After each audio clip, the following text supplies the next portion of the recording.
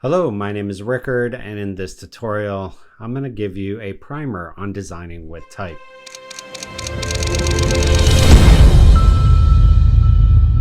This last week's Nucly Academy meetup discussed heavily how to design with typography, and I jumped into some of the fundamentals of designing with type. Now, because a lot of people have asked me for a lesson on this, I am going to be sharing this lesson with all my subscribers on YouTube. It is a bit of a different format in that I was just recording one of the Nucly meetups. However, if you want the presentation that I use in this meetup, it is a PDF. You can download that. I have included a link to it in the description of this video. So with all that said, let's dive in.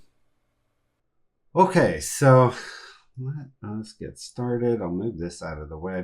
And if you guys have any questions, just put them in the chat and I will answer them as we go here. So first, the first thing I want to talk about is visual hierarchy, because most of typographic design is really visual hierarchy. And what I mean by that is you are creating visual importance to the elements of your page, of your design, of your web page, whatever it is that you're designing. When it comes to typographic design, you're creating visual hierarchy. You are saying this is more important than that. This is what you should look at first, etc.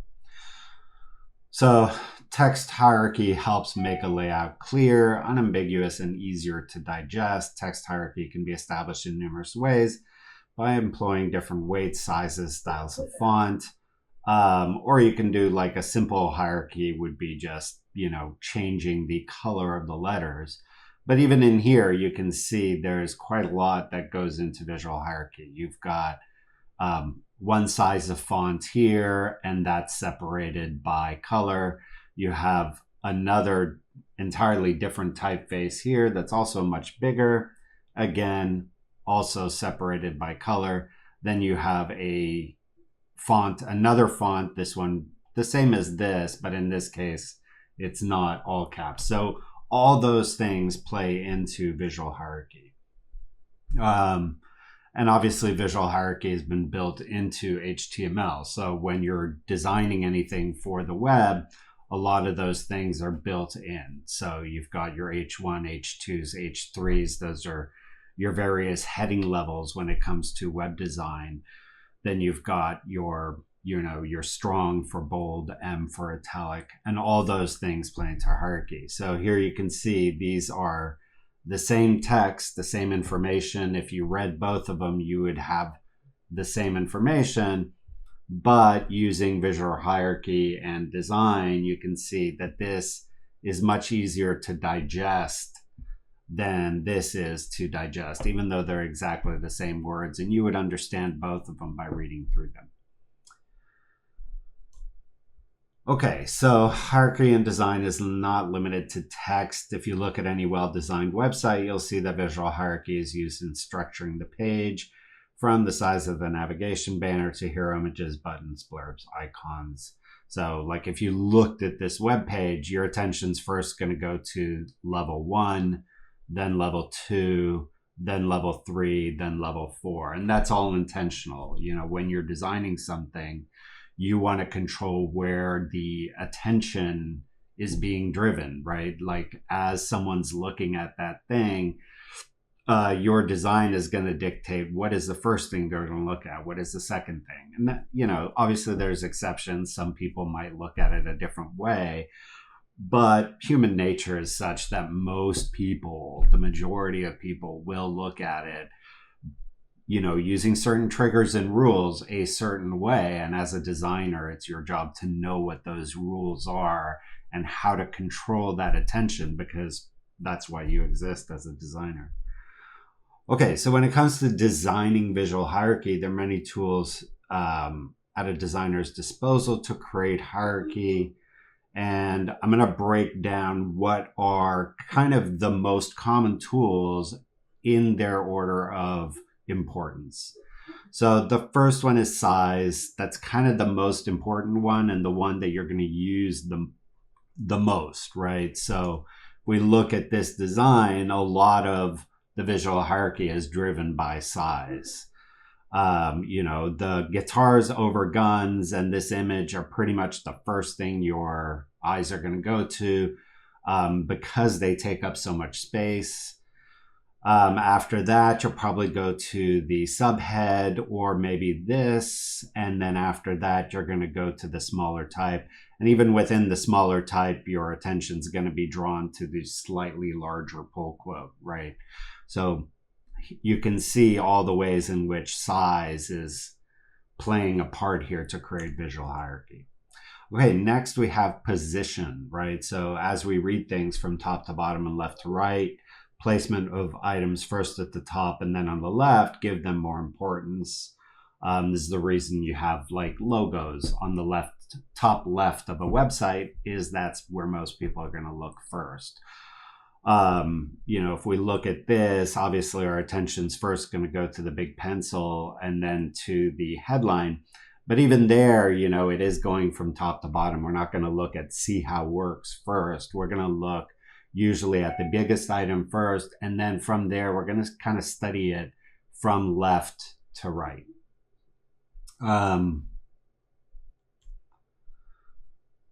Now, there's a lot of effort and study that's gone into the sequence and pattern of human interaction and interest. I don't know if you guys are familiar with like hot maps and things like that, which are all kind of analytics to where do people look at, where do people browse. So a lot of study has been done on that, obviously. An example of that is the back pages of a magazine are extremely important real estate for advertising, as many people will flip through a magazine backwards. Another example of this is book cover designs, right? So most people will look at a book cover first, then flip it over and read the back. So in terms of importance, the cover image of a book cover is super important, but what you put on the back is also extremely important. Another example of this is in shopping, most people will follow a certain sequence when going through a grocery store. So, grocers will optimize for putting the items they want you to buy kind of in the sequence of where people are going to walk through. And when you're designing, that's essentially what you're doing. You're putting the important things where the person's most likely going to look at them. Okay, proximity also plays a part in positioning, right? By grouping elements, they're given visual hierarchy. A subhead to your primary heading is given more importance to a subhead further down the page, even if they share the same visual language. And you can see examples of that here, right? So like this text here is the same as this and this, but because it's at the top of the page before those other items, which are obviously grouped into 1, 2, 3, 4. This is given more importance, and then this is given a sequence. Okay, negative space. So that's the white space that you use around, and it doesn't have to be white. Negative space can be black. Like on this face of the watch here, a lot of negative space is given to the letters, right? It's not very crowded, and that gives more importance to the things that you're leaving there, right? The more negative space you give an item, the more important that item is.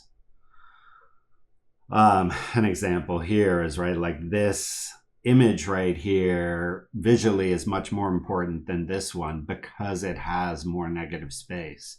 Headlines generally have more margin or padding at the top and the bottom, and the reason for that is more negative space.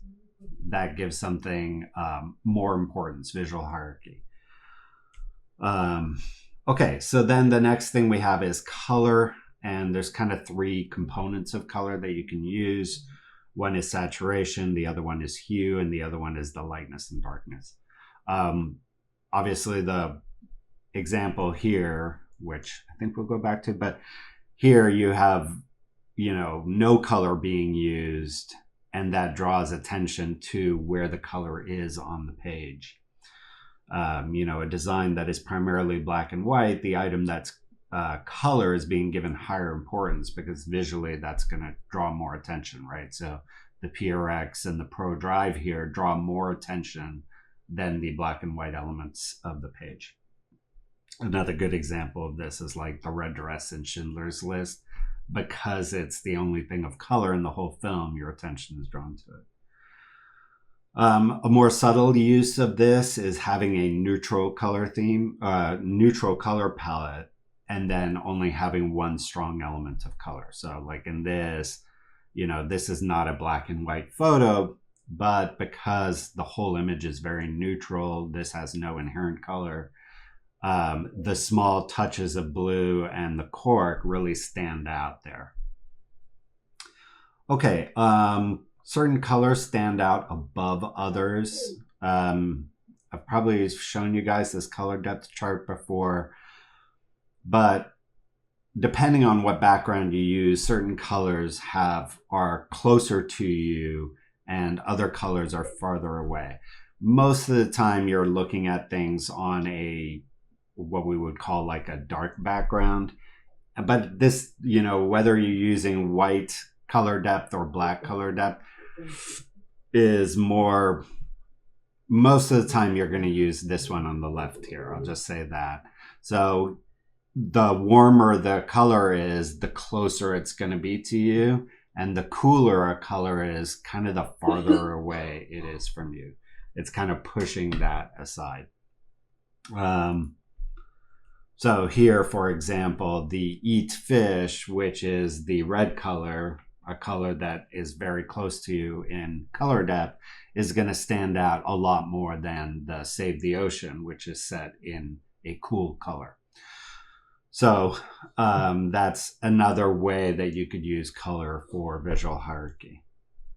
Okay, contrast. So contrast in and of itself can be used for visual hierarchy. In this example, you've got like, if whoever is coughing, sorry about that, but if you could turn off your mic, that'd be great, just so that the rest of us don't hear that. Let me see if I can do that. Okay. So in this example, obviously we have kind of two forms of contrast being used. One is the brand new saw, which is contrasting with how old and, you know, kind of decrepit everything else looks. And the other one is this spot of red on this almost entirely green image.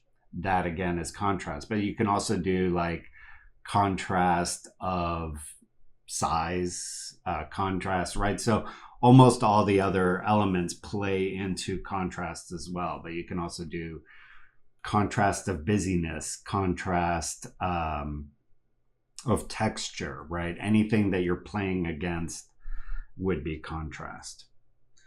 Okay, another thing is repetition. Repetition provides meaning to visual elements and allows one to more easily and quickly assimilate information, right? So when you see an item on a list, you can easily predict the context of the preceding items in the same list.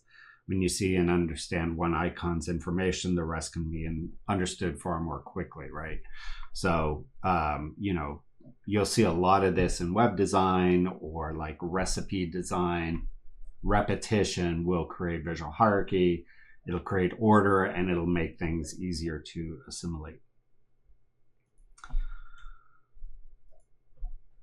Okay, next we have alignment. So alignment creates order and visual coherence. It allows for your audience to place relative importance to elements on a page, establish beginning and end points, and associate items together or apart depending on their alignment or misalignment, right? So here we can predict based on this, like the alignment of these elements, that this is one story, this is another, this, which is all centered aligned in one column. You know, the fact that these all align, even though there is something breaking them up, we kind of know that all these belong together. So alignment is another factor of visual hierarchy. So quick overview, and I would say cookbooks are probably the best example of visual hierarchy design, just because, there's a lot of information that you're trying to trying to impart with a recipe, and you need to do it all in a way that's very easy to assimilate. So looking at cookbooks is a great way to study visual hierarchy and typographic design. But you're using size, position, negative space, color, contrast, repetition, and alignment. Those are kind of the key tools that you're going to use for designing visual hierarchy. And really, when it comes to typographic design, that 90% of it is visual hierarchy. Here, the 5 tips and the repetition, that makes this part, and the fact that it's a different color that pulls it out, makes it something easy to digest. The ingredients and instructions, right? The fact that they're a list, again, you're using repetition. The big image here, the big image here, all these things are elements of visual hierarchy being used. Okay, so if we understand kind of that visual hierarchy is the purpose of typographic design, the other things that we have to understand is what are the parts of typography. So this is anatomy of typography, and these are kind of all the various things that you should have a base understanding of when it comes to working with type and designing with type. So your baseline is the line on which your lowercase or uppercase letters sit, but not taking into account or not including the descenders, right? So descenders is anything that goes below your baseline. That's called a descender.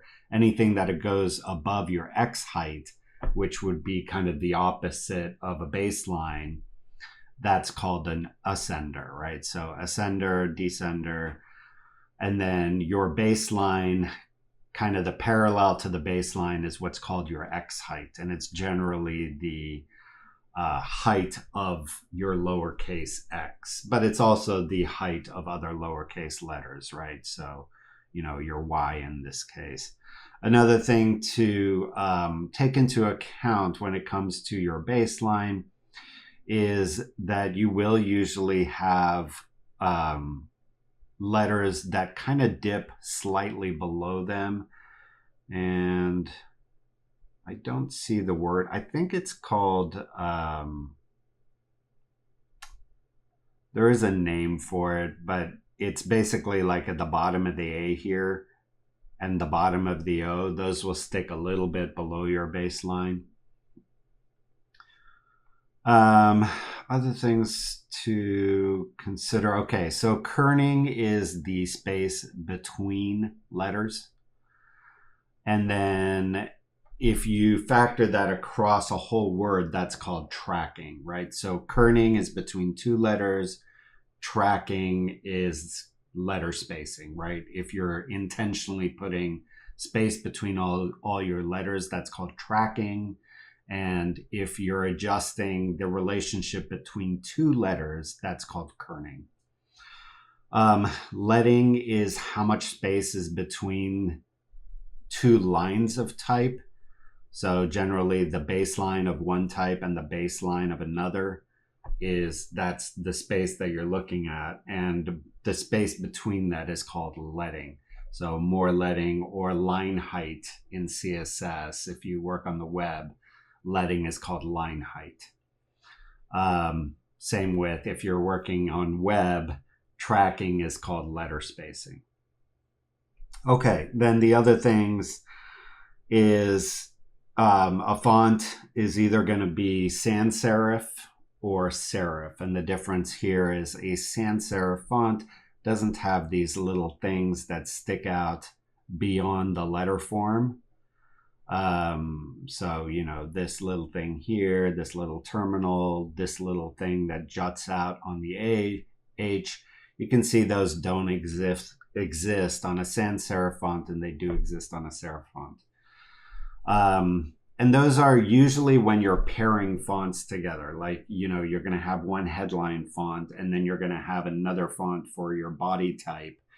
Generally, you're going to want to make sure those 2 fonts contrast. And one of the easiest ways for fonts to contrast is for one to be serif and one to be non-serif, right? Because that gives you immediate contrast. And also you'll find that many fonts have similar language to a non-serif kind of companion or partner.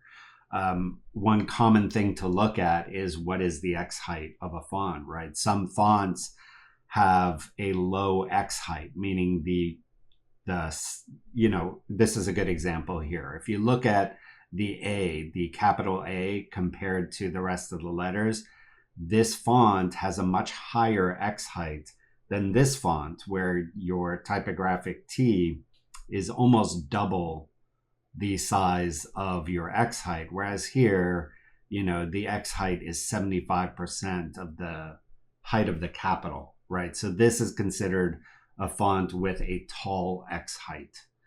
So even though these two fonts may have the same point size, right? They might both be 12 point.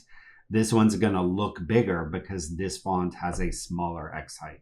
So X height is one thing that you definitely factor when you're looking at what font pairs with another font. You want to take a look at that.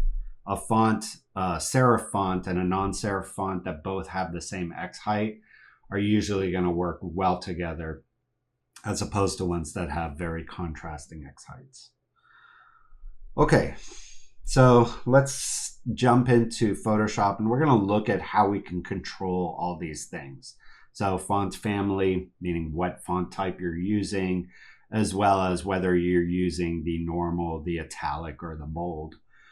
The font size, how we change that in Photoshop. Kerning, meaning the space, the relationship between two letters. The tracking, i.e. the letter spacing. The leading, meaning the space between lines. And then the baseline offset. Another thing that we do have now control of in Photoshop is paragraph spacing. So in addition to changing the space between lines, you can also change having space between a paragraph. So let's dive into Photoshop, and let's go ahead and create a new file.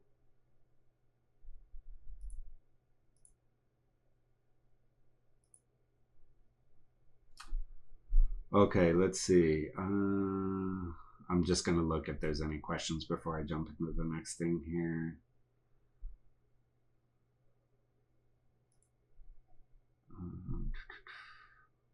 Okay, so we're trying to figure out what the name of that thing is. I'm not totally sure. Overshoot is probably a good guess. I think it's called like Bowl or something. I forget. I'll find the exact name of it and I'll post it in the Academy. Okay, Bob, where can I get a PDF? I will make a PDF, and when I upload the high resolution of this meetup session, I will include the PDF as a download. Okay, so going to type here, well, just so that we have kind of the basics. Inside of Photoshop, you're going to go to your text tool or type tool. The shortcut for that is T. When you're on the type tool, your options up here will show you your font variant, meaning are you using the bold, light, italic, etc. Your font size, which is right here, and then this is your paragraph alignment. And then this here will bring up your palettes, right? So if I click on this, you can see they disappear. If I click on it again, they appear. Another thing to note, so when you're creating type, you kind of have two options. One is point type, and then the other one is area type. Point type is when you click and just start typing, and the base of your typography, meaning like the origin point of it, is the point where you clicked. So in this case, the point where I clicked is right there, and if I change it, it's still going to be right there and still right there, right? So that is point type. It's called point type because it originates from one point. The other type of typography is is it? Paragraph text is what they call it in Photoshop. And paragraph text, now when I select this, you'll see that it has a box around it. So with that box, if I change the size of my box, the text inside of it will always stay within those bounds. So let me go ahead and default this to like Arial and make my font size much smaller. And then in here under type, we can paste lorem ipsum. And that's just Greek, meaning it's not real words, but you can use it to help you design, right? So picking fonts, figuring out layouts and things like that before you have your copy. So in this case with the paragraph, as I change the shape of my box here, it's always going to fit in that box. And with this, I also have a little more control. I can change, where these sit. Also, if I had more than one paragraph in here, so let me add a return there and maybe a return here. So now I have 3 paragraphs, but you can't really tell because there's no space between the paragraphs.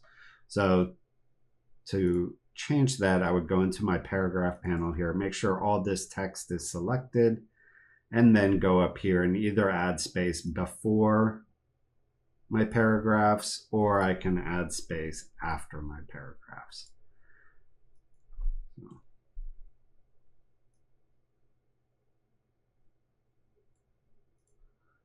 And the advantage of having control of both of these is there's certain scenarios where you will want paragraph above instead of below. For example, your headline, you'll probably want a little more space above a headline than above a normal paragraph, so that as you have a new section, you're giving that more negative space and making that headline more apparent. Another example is you might want to have a list, and Photoshop did recently introduce lists as an option inside of Photoshop. So I can select these elements and make a list with this right here. So for example, I might want space after the list, but not before the list, so that the list seems like it's part of my top paragraph. That's another example where having these separate will be a big advantage. Another thing you can do here is you can add space on the right side here. So for example, if I wanted my list to be inset, I could do that with this. You can also add space. So for example, if I wanted this to be kind of a pulled in quote, I might add space on the right. Also within here, you can control your hyphenation. So if you want or don't want text to hyphenate, you would do that here. And then you can also justify your text.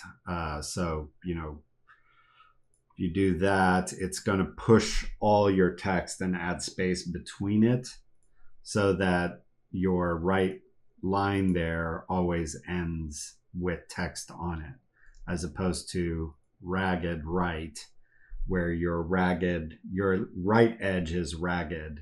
You can also do ragged left, where your left edge is ragged and your right is straight. And you can do centered text, which will make both your left side and your right side ragged. On here, you can do justify all the same way, but keeping your edges straight. The problem with that is obviously it's going to try to add a whole bunch of space in order to make that text fit. And that's where this new dynamic text helps a lot. So let me just zero these out real quick. So you can see the issues with that. Now, if I change this type to dynamic text, now what it's doing is it's making every line bigger or smaller font size to make everything fit in my box. right? So this is kind of a shortcut to do this type of typography. But I don't want that. So to turn it off, you can just click on this toggle here. And now it'll default back to whatever your settings were before you converted it to dynamic type.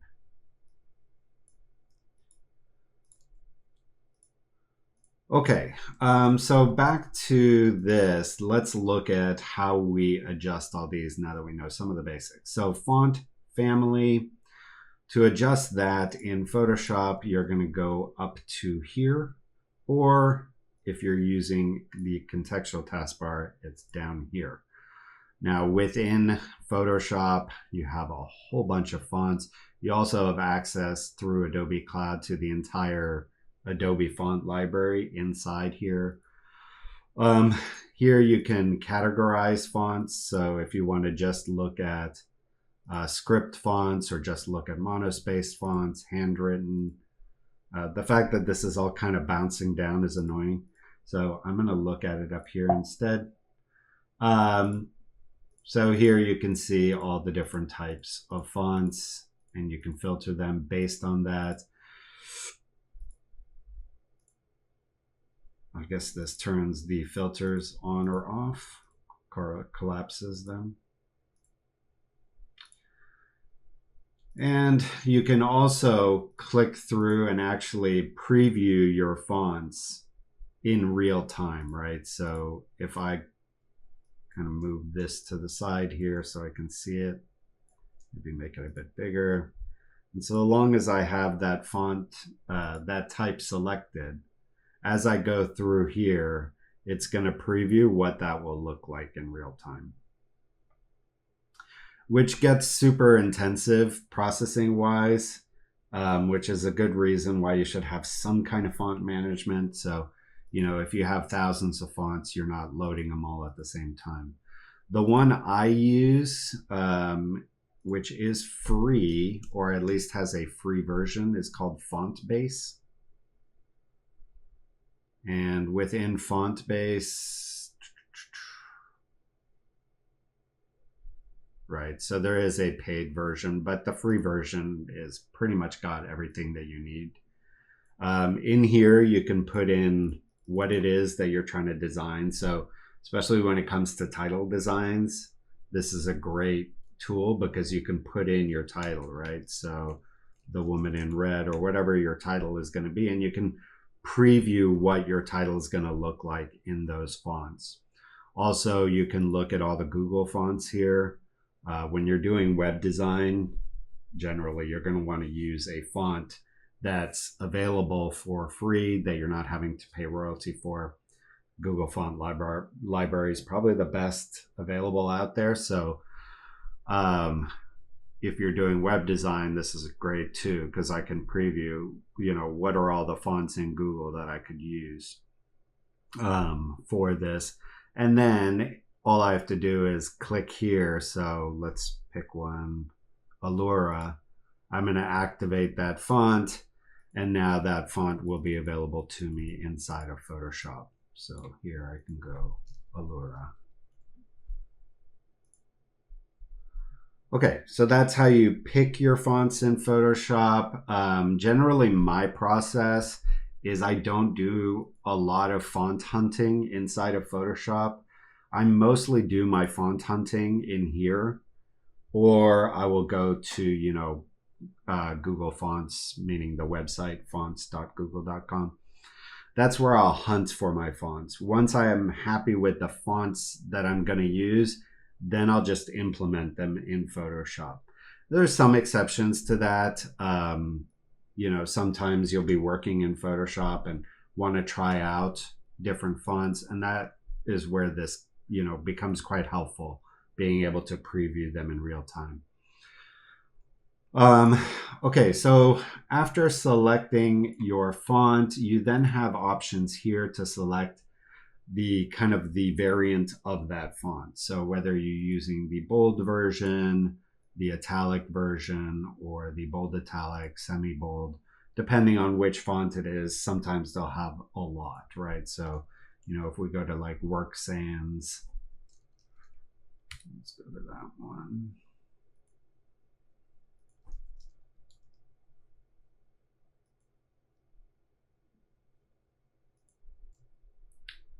For some reason it doesn't want to let me change it. Okay. Right, so this one, you can see it's got a light, irregular, medium, semi-bold, bold. And some fonts will have a lot, like Helvetica, for example, or Helvetica New has probably 50 different variants for condensed, extended, super condensed, regular, bold, bold italic. So depending on which font you're gonna, whichever one you choose, you can then choose which variant you're using. One point there is generally your display font, whatever you're using for your heading, you can get away with just having like maybe 4 variants, an italic, a normal, a bold, and a bold italic.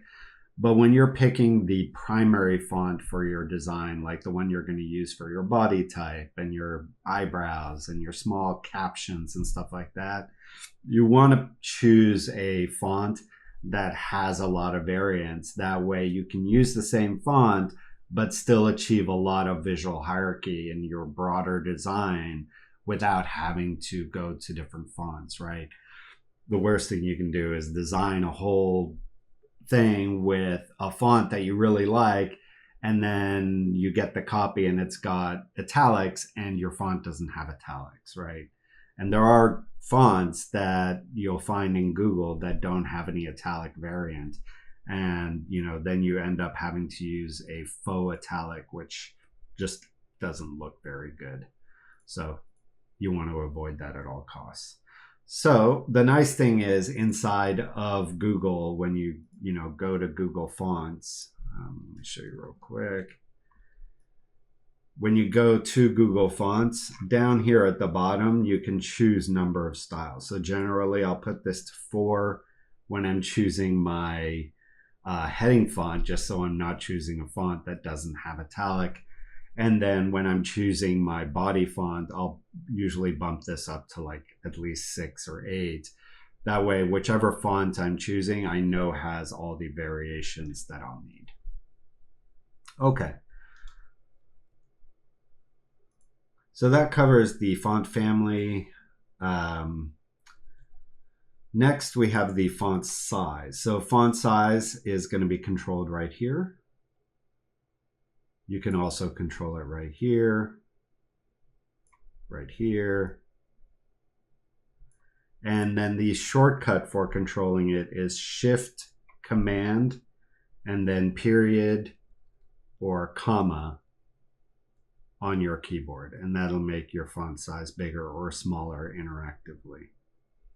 Another thing that they did do in Photoshop, and they didn't used to do this, but I think it's a great addition, is if you free transform your text like this, it actually changes the font size. So that font size will always stay true to whatever your, whatever you transform it to. So that's a nice thing that they added to Photoshop. So even if you transform it, like kind of the brute force way with a transform, especially if you're doing like a 1-word title or something, your font size will change accordingly. So that's how you change font size. So someone asks eyebrows. So eyebrows are the small bit of text that's above a title. So for example, if you go to a font and it says an introduction in small text and then a big title, an introduction in small text, that's called an eyebrow. And generally when you're designing, that's one of the elements that you can use to make your typography look more interesting. Okay, so that is font size. Next, let's talk about kerning. And for that, let's type something that will usually need some kerning. Oh, another thing to know is when you're in your type, The shortcut for this, so generally Command T is free transform in Photoshop. It's been that shortcut since day one. But Command T, when you have the type tool active, doesn't bring up free transform. It brings up your type palette. So just realize if you're in your type tool and you want to bring up your palettes, just Command T will bring those up. Okay. So in here, we're going to turn that off, and let's go ahead and make this a lot bigger. You can also select presets here, and also if you just hover over the T and drag left and right, that'll make your font bigger. Okay, so let's find a font that doesn't have great kerning.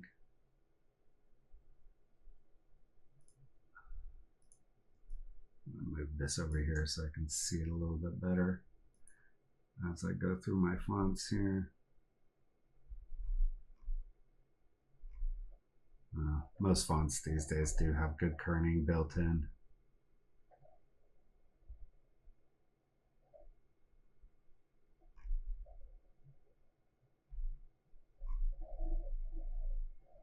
Okay, well, let's just stick with this one.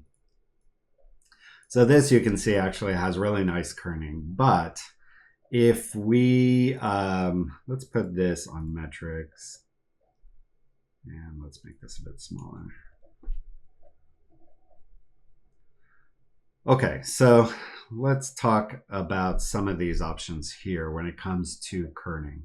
So you can see there's two here. One is kerning and one is tracking, even though essentially they're doing a similar thing. Tracking is doing it between individual letters, or sorry, kerning is doing it between individual letters, and tracking is doing it across your whole word. I'm going to change this to point type.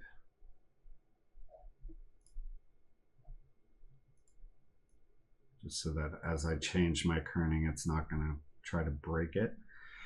Okay, so kerning is the space between two letters. And a great example is here. You can see that this A actually ends here and the V starts before that A ends, right? So that is kerning.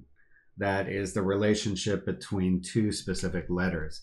If I put an N here, you can see that that decidedly starts after the A has ended, right? There's a clear space between those, but because V kind of slants up, it just wouldn't look right having the same amount of space as the N, which would be around there when it starts, right? So that's what kerning takes care of.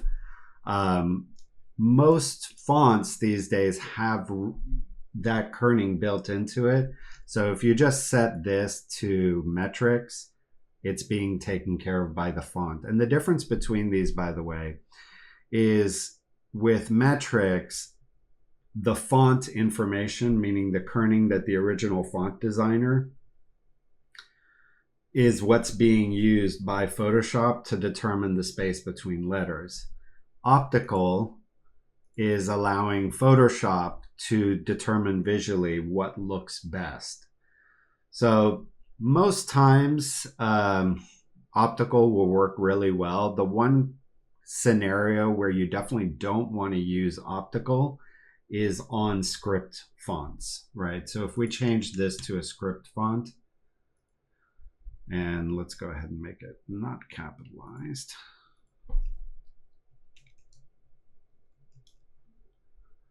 So, and I'm going to change this tracking here, or letter spacing, to 0. And here you can see the problem with optical. These two letters should not be collapsed on top of each other like that. And also here, even though it's like 1 pixel, that slight offset is a little annoying. Now let's put this on metrics, and you can see now every letter perfectly lines up with the other, because all that was thought of by the original font designer, right? So within that font information, all those kerning rules are already in place. So anytime you're using a script font, you always want to make sure you're using metrics and not optical, because optical will break your script font, as you can see here, here, here, and even here a little bit. Otherwise, most fonts look quite good using optical, especially like, you know, non-serif fonts. So Montserrat, for example. Right, these look quite good with optical. I actually feel a little tighter. But metrics on 95% of fonts is going to work just fine as well, because kerning has already been taken into account. Okay, having said all that, this is an example where you would actually want to kern it, because visually there's more negative space between the A and the V than there is between the A and the V on this side, right? If you just kind of almost visually blur the elements, and we're going to do this physically, but if you've ever seen my little post stamp while I'm doing any kind of design work, you'll constantly see me squinting my eyes. What I'm doing is I'm visually blurring to see my negative space and the kind of try to look at it as just basic shapes. Is it working or not, right? So if we look at this, and I'm just going to go ahead and rasterize this type, and then I'm going to blur it.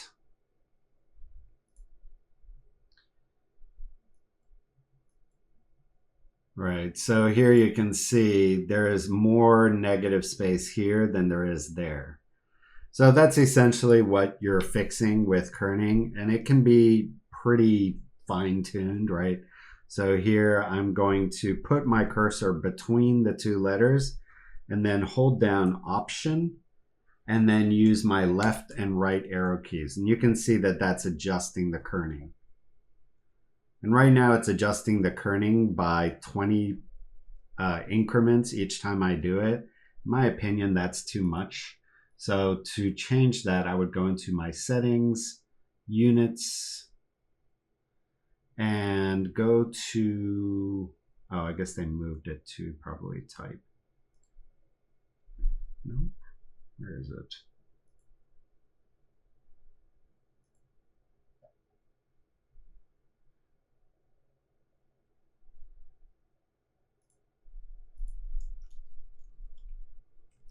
Increments. Oh, you know what? Sorry, guys. So that is a feature inside of InDesign, which is obviously much better at typography than Photoshop. But within InDesign, you can change your increments. I guess in Photoshop you can't. So in here, you would just have to go in here and change it to a smaller degree. The other thing you can do is you can go in here and then just use your key. Even then it's doing it at 10 increments. God, I thought there was a way to change this. All right, I'm gonna look it up later. There might be a way to change that setting, but essentially what you wanna do is you put your cursor in between the two letters you wanna adjust, hold down Option, and then use your left and right arrow keys to adjust it. So in this case, I would probably do something like that. Now we have pretty much visually the same amount of space between all the letters. Generally, you're not going to mess with your kerning unless it's, you know, a big word that's the title of your thing. You're not going to go in and do kerning adjustments on a whole paragraph. Okay, so that's kerning. Then the other one is tracking, and tracking basically kerns out between all the letters at the same time. And to track, what you're going to do is select all your letters rather than putting your cursor between two letters. You're going to select all of them and then hold down Option and do your left and right arrow keys. And that's going to add or subtract tracking to your letters. Okay, and then finally, you do have control here of your scaling, right? So this will scale the actual font. And I don't know why this is set to 90, but it shouldn't be. Generally, you want to avoid scaling your fonts. Instead, just if you need something that's more condensed, just find a more condensed font. A lot of work has been put into the relationship of every stroke and every crossbar of every font. As soon as you start scaling those, you're destroying those proportions and relationships. You're only going to make it look worse. Now, obviously, there are times, where you can tweak it a little bit and get away with it, but most of the time, you're simply making your lettering look worse by scaling it in any way. So I would avoid using these at all costs, but that's what they're for. Okay, so that's kerning and tracking. Finally, leading. So leading is the space between lines of type. So let's put this back to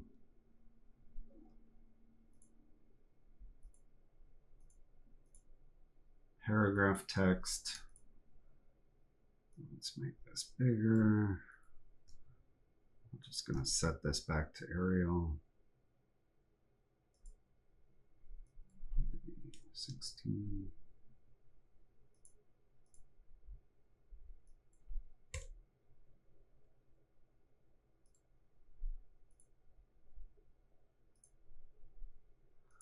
Okay, so for the leading, which is the space between your type, a good rule of thumb is it should be 120% of your font size.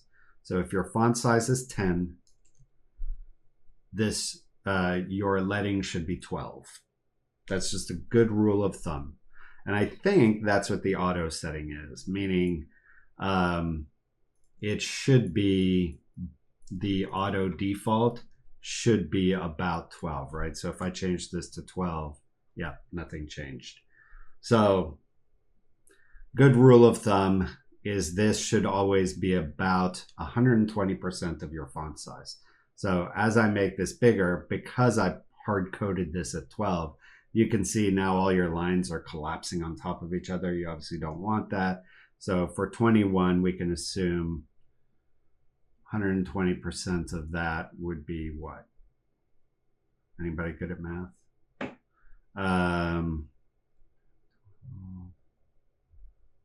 Well, I'm going to guess it's around 26 or 25. There you go.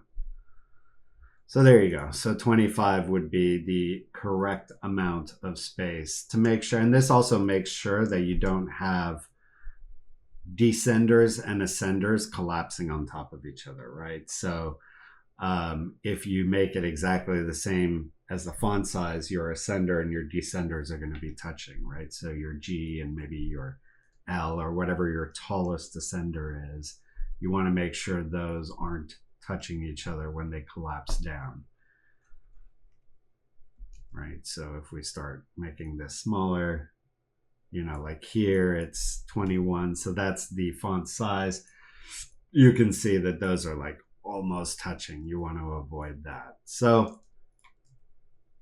general rule, 120%, but the way you're going to adjust this is select all your type with Command A, and then Option, letter down, or arrow down and arrow up.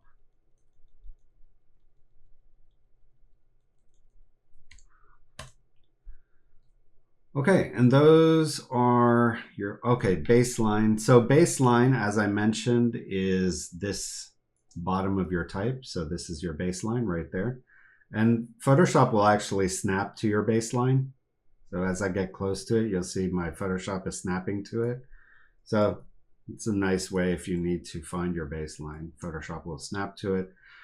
And if you want to bring something above your baseline, you have that option right here. So this is the baseline shift, right? So this will shift something up or down on your baseline. And it's useful for things like TM, circle R. Also, if you need to do like a 1/2, things like that. But You can also sometimes use it artistically. So like if you're doing a drop cap, you could make this your drop cap, make it bigger, and then maybe make it drop a bit. So there's other ways that you might use your baseline shift. The way to do it interactively is select your letter. So, and also, by the way, as I'm moving through my type, if I hold down shift, I'm going to start selecting. So just realize as you move with your arrow key through your type, if you hold down shift, you're going to select type. Also, if you hold down option and shift, you're going to select words or lines, right? So shift, option shift, oops, sorry, command shift. Command shift will select words. And then if you just go line down or arrow key down, you'll select lines. Okay, so baseline shift, you're going to select the letter, hold down shift, and then option. And then you can baseline shift the letter by doing the up or down arrow key. Okay, so moving on from this, there's a few other things I wanted to cover, and that is title design, right? So most of what you're going to be using text for in Photoshop is titles. Most of your other type you should not be doing in Photoshop. If you have the Adobe suite, you should use InDesign or Illustrator for your typography design, and don't do it in Photoshop. Having said that, Photoshop has obviously made a lot of advancements in their typography tools. So most of the things that you can do in the other programs you can do in Photoshop. It's just not made for that. And, you know, if you're doing black and white pages, they're way heavier size-wise and everything else than they need to be. So my suggestion, or my kind of general rule of thumb, is if you're doing anything but a title, you shouldn't do it in Photoshop. But if you're just doing a title, Photoshop's a great place because obviously you can do a lot more in Photoshop with a title than you can in InDesign or Illustrator. Having said all that, let's cover some basic rules for designing titles. And these are more, you know, design rules than they are Photoshop rules. Okay, one is you don't want to outshine your graphics, right? So if you're doing a book cover, you're doing an album cover, poster, whatever it is, your title should support the graphics rather than be competing for attention, right? So in this example, this type with all these effects and everything, they're competing for attention with your artwork, right? Like on this, I've kind of got split attention and I don't really know what I should be looking at. Should I be looking at the art or should I be looking at this? Rather than the visual hierarchy should flow from one to the other. So the less effects, the better. You want to avoid bevels, gradients, drop shadows, and other stock Photoshop effects. Mostly because they've been so overused that as soon as you kind of see them, you think, okay, that looks a little cheesy, a little old, a little amateurish, right? So you can do certain things, right? Like drop shadows are great if you need them to make sure your title's readable, but less is more. You know, like this example here, you've got a bevel on the edge, you've got a stroke, you've got an inside texture, you've got motion blur, you've got all these things. Whereas the much more simple and elegant Batman Begins, which is just one typeface, no effects whatsoever, looks cleaner and higher quality. You know, these are more examples of very obvious Photoshop effects added to the posters, and they just look like someone played around in Photoshop rather than a professional poster designer actually designed that poster. Okay, so there are some exceptions. Some titles are pieces of art in and of themselves, and these can really stand almost as a poster design by themselves. Inception's a great example of that. But this Innkeepers, this was obviously designed by a typographic designer. It's not something someone just put in a typeface and threw it on top in Photoshop and added some effects. Like, this is a well-designed title.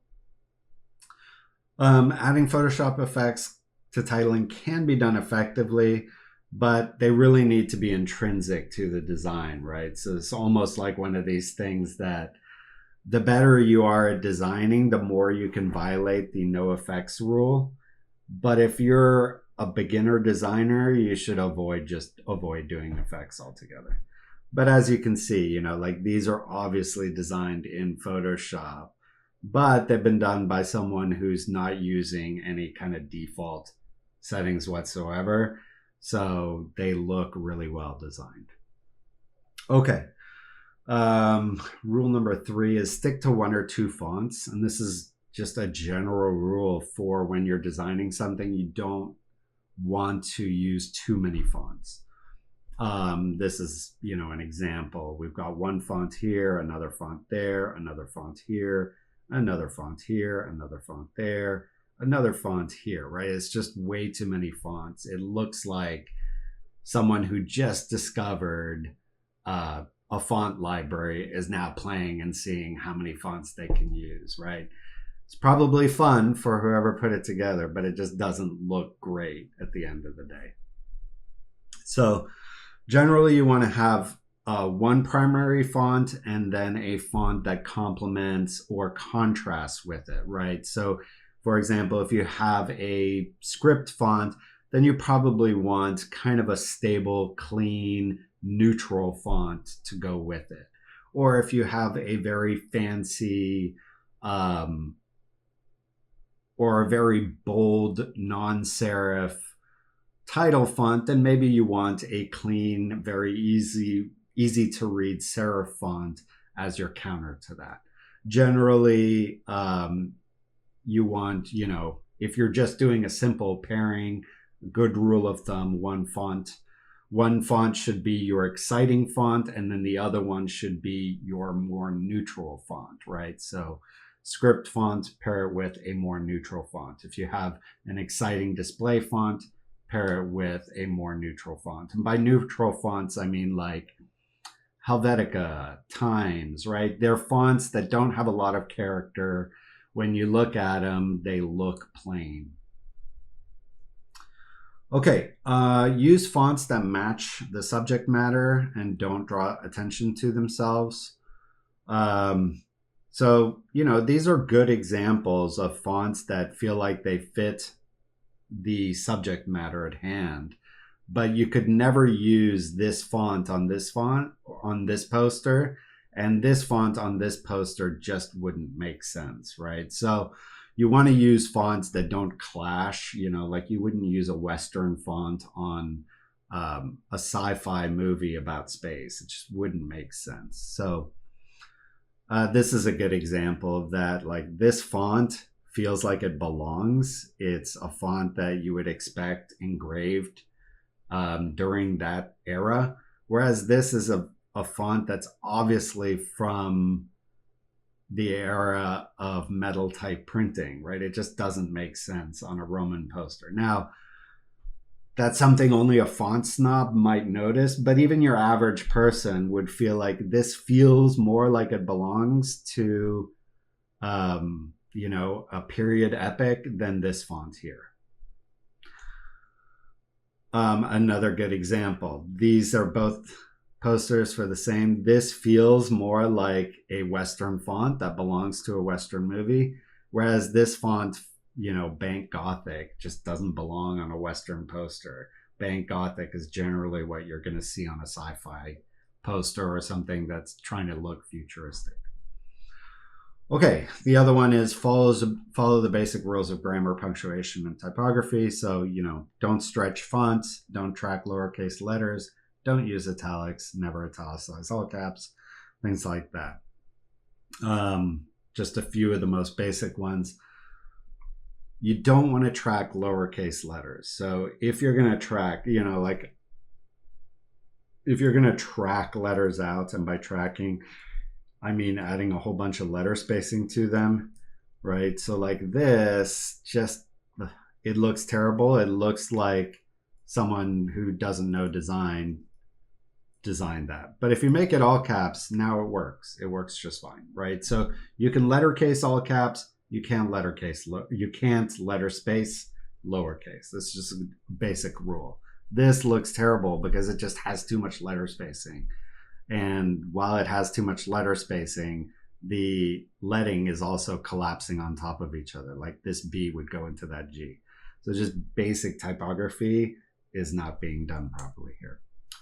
The other one is don't stretch fonts. I already mentioned this, but this is a good example of that. I'm familiar with this font. I think it's called Marcellus. I know it does not look condensed like that. Probably your average person doesn't, but it just feels wrong. Like that font feels stretched to me. Now there's other examples, but generally, good rule of thumb, don't ever stretch your fonts. I don't have a good example of this, but you don't want to use italics for a title. The fact that it is a title is already putting emphasis on it. So unless it's one word in a title, then it makes sense. But to make your whole title italic makes no sense. It's like using letter spacing, or it's like using paragraph spacing and an indent. It's using two things that serve exactly the same purpose. You only need to use one. Capitalizing proper nouns is another example of this. There are exceptions, obviously, to any rule, but for the most part, you want to capitalize letters. That's how they're supposed to be read. I mean, that's how the English language works. Okay, and then obviously your title has to be properly kerned. This is a great example of bad kerning, right? Because you got this huge space between the A and the V, and really like this very tight between the H and the A. It almost looks like two different words, ha and vok, right? So that's an example where you really need to kern your letters properly. If it's going to be your title and it's one word, even if it's a few words for your title, take the time and kern between all those letters to make sure that the spacing feels like, when you just kind of squint at it, feels like it all belongs together. So there you have it. That meetup was basically a primer on designing with typography. And again, if you want to get a copy of the presentation that I used in that meetup, I've included a link to it in the description of this video. And if you want to check out the Nucly Academy, where you can join live meetups like this twice a month, as well as get access to all of my Nucly courses and downloadables, which are assets, brushes, overlays, and much more, you can check that out at nucly.com/academy. Otherwise, here's some other tutorials to check out, and I will see you next time.